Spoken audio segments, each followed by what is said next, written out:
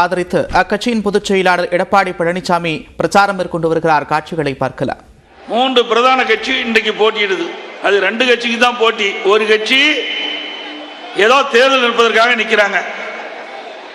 2 கட்சின்னு உங்களுக்கு எந்த கட்சின்னு தெரியும். ஒன்று அதிமுக, மற்றொன்று திமுக. இந்த 2 கட்சி தான் போட்டி. அதுல முதலிடத்தில் இருப்பது அதிமுக.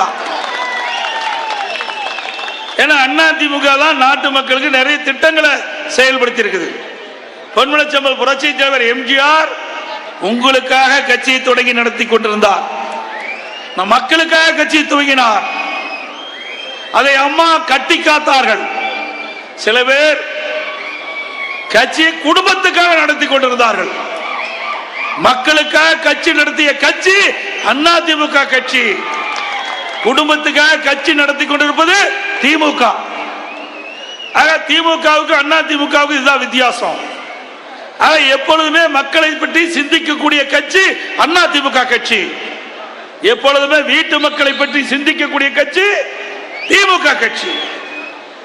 இந்த 2 கட்சிகள் தான் இன்றைக்கு தமிழகத்திலே போட்டி நிலவிக் கொண்டிருக்கின்றது. அனைத்து இந்திய அண்ணா திராவிட முன்னேற்ற கழகத்தை பொறுத்த வரைக்கும் இன்றைக்கு நாட்டு மக்கள் தான் எஜமானர்கள்.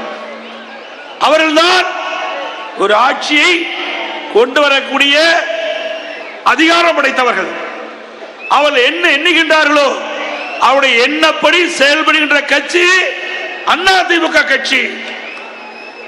ஆனால் திமுக குடும்ப நலன் சார்ந்த பிரச்சனையை முன்னிறுத்தி ஆட்சிக்கு வருவதற்கு துடிக்கின்ற கட்சி திமுக கட்சி. இன்றைய தினம்